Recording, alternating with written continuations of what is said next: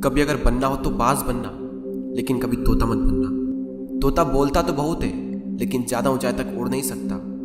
बाज बोलता बहुत कम है, लेकिन सबसे ऊंचाई पर उड़ता है, और बाकी पंछियों का राजा होता है एक बाज। आज मैं आपको 5 ऐसे पॉइंट्स बताऊंगा जो कि हर इंसान को बाज से सीखना चाहिए, और लाइफ की बहुत बड़ी लर्निंग है इन 5 पॉइंट्स में। पहला लेसन, ईगल फ्लाई अलोन। बाज अकेले उड़ता है और बाकी पंछियों के मुकाबले सबसे ऊंचाई पर उड़ता है। बाज अकेले उड़ेगा, लेकिन कभी भी चिड़िया और छोटे पंछियों के साथ नहीं उड़ेगा। बाज हमेशा या तो बाज के साथ उड़ता है या फिर अकेला उड़ता है।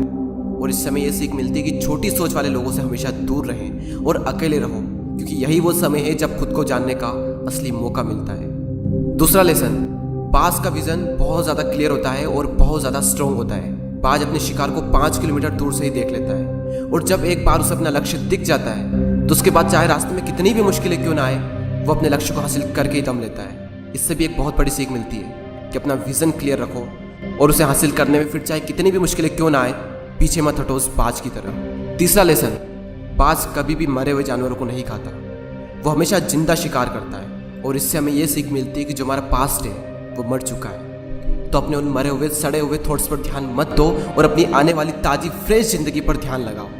अपने पास्ट की पुरानी यादें जो तुम्हें तंग करती है उन्हें वहीं रहने दो जहां पर उसकी जगह है, और तुम्हारे पास्ट की जगह है तुम्हारे पास्ट में, उसे वर्तमान में जगह मत दो। क्योंकि एक बार अगर तुम्हारा पास्ट तुम्हारे प्रेजेंट में आ गया तो तुम्हारा पास्ट तुम्हें कभी प्रेजेंट में नहीं रहने देगा। पास्ट में तुम्हारे साथ कितना भी बुरा क्यों ना हुआ हो, वो सब यादें, वो सब थॉट्स मर चुके हैं, और उस बाज की तरह बनो जो कभी भी मरी हुई चीज़ों को नहीं खाता। चौथा लेसन, जब आंधी तूफान आते हैं तो बाज बहुत ज़्यादा एक्साइटेड हो जाता है। जब बारिश होती है तो सारे पंछी छिपकर बैठ जाते हैं, लेकिन बाज को बड़ा मजा आता है। जब तेज हवाएं चलती है तो बाज उन हवाओं के सहारे और तेजी से ऊपर की ओर उठता है, और ऊपर उड़ते उड़ते इतना ऊपर उड़ जाता है कि बादलों से भी ऊपर पहुंच जाता है। और इससे भी एक बहुत बड़ी सीख मिलती है कि मुसीबत में मजा ढूंढो।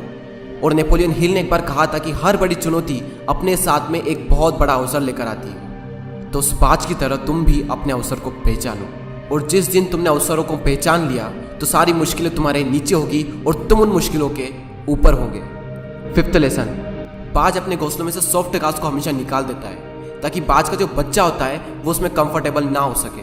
क्योंकि अगर वो घोंसले में कंफर्टेबल हो गया तो वो वहीं रहना पसंद करेगा, लेकिन बाज ऐसा कभी होने नहीं देता। बाज एक पंछी है और उसे भी ये बात पता है कि there is no growth in comfort zone. लेकिन हम तो इंसान है ना, और इंसान होने के बावजूद भी कई सारे लोग इस बात को समझते ही नहीं।